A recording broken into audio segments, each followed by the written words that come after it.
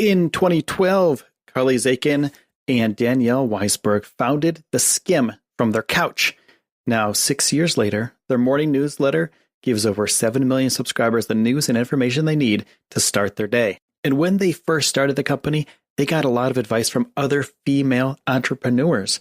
And now they're sharing those conversations and more on their podcast, Skimmed from the Couch, SKIMM' from the couch. Every week, you'll hear from women like Ariana Huffington, founder of the Huffington Post and Thrive, on why she puts her phone to bed at night, or Melanie Whalen, CEO of SoulCycle, on why she has a millennial mentor, or how actor Taraji P. Henson got over her first rejection and learned how to negotiate for herself. It's a podcast about the real stuff, tips and tricks to launch, grow, or change your career. The only rule on the couch, no BS.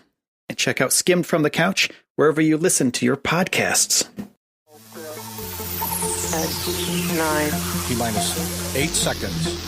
7, 6, 5, 4, 3, 2, 1. We have ignition and liftoff.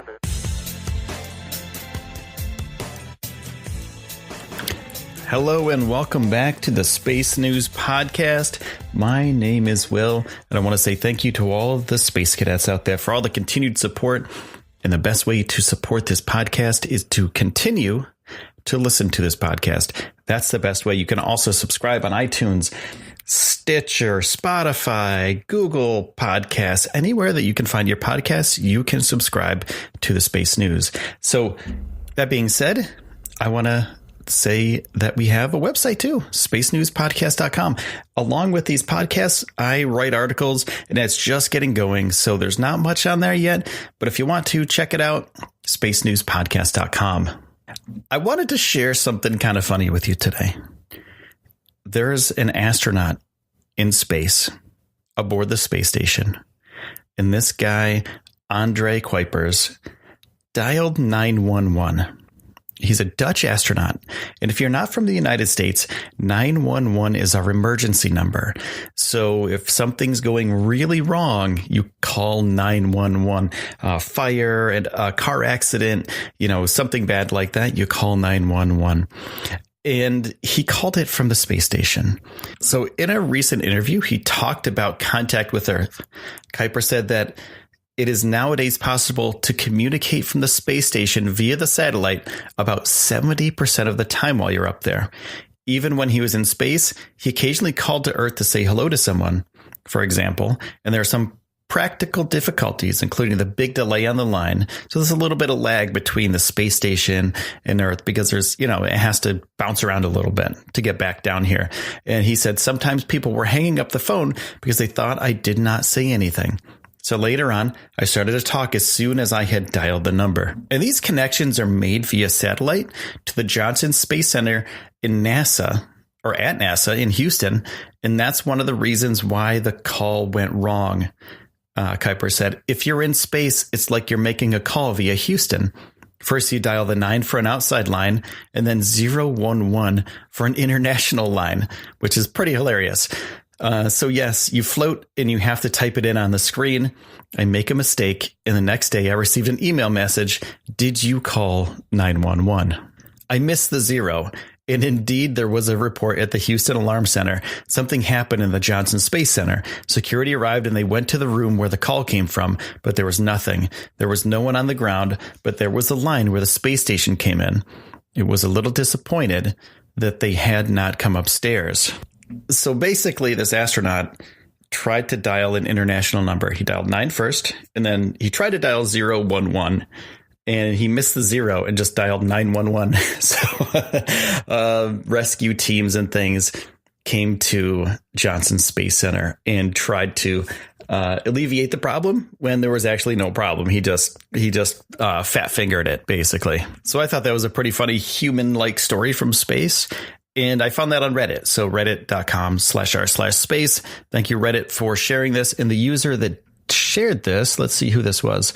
This was from Lobster Boy. Thank you for sharing that. That's a pretty awesome story. So from the space station, let's go all the way to Jupiter. Jupiter's moon Io has a little spacecraft that flies around it, and it did a flyby on December 21st. It's its 17th flyby of Jupiter. And while it flew by Io, it noticed something really cool. A volcanic plume happened. Now, this Jovian moon is the most volcanic body in our solar system, and Juno had some instruments on it that helped look at these volcanic plumes, and one of them was the Juno Cam, the Stellar Reference Unit, the Jovian Infrared Auroral Mapper, the GIRAM, and the Ultraviolet Imaging Spectrograph, the UVS. They observed Io for over an hour, and it provided a glimpse of the moon's polar regions as well as evidence of an active eruption. So this was happening when the spacecraft was flying by. This wasn't something that they, kind of figured out from a distance. It was close to this moon, and it just so happened to go off when the spacecraft flew by.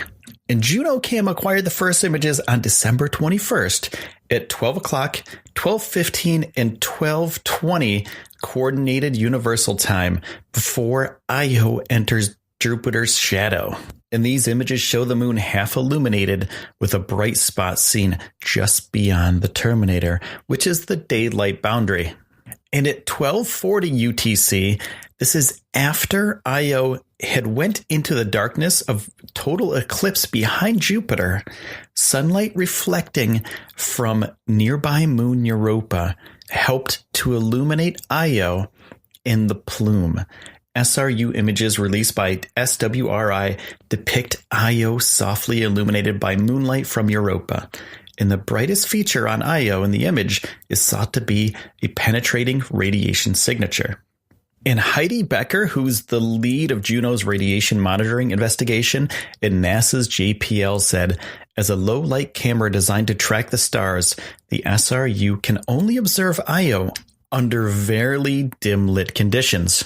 And now these latest images can lead to new insights into the gas giant's interactions with its 5 moons, causing volcanic activity or freezing of the moon's atmosphere during the eclipse. GIRAM recently documented Io's volcanic activity before and also after the eclipse. And we've known about Io's volcanoes for a while. NASA's Voyager spacecraft in 1979 first discovered them. And Io's gravitational interaction with Jupiter drives the moon's volcanoes, which emit huge plumes of SO2 gas and produce extensive lava fields on Io. So we've known about these things for a while, but this is the latest case. These are the latest images that have come back from Juno, and it's remarkable what these spacecraft can send back to Earth. And you know what else is remarkable? You guys listen to this podcast. So thank you so much for all the support, and continue supporting the podcast just by listening to it. I appreciate your time. I appreciate your support. Thank you so much. And from the mothership, my name is Will, and this has been the Space News Podcast. I will see you soon.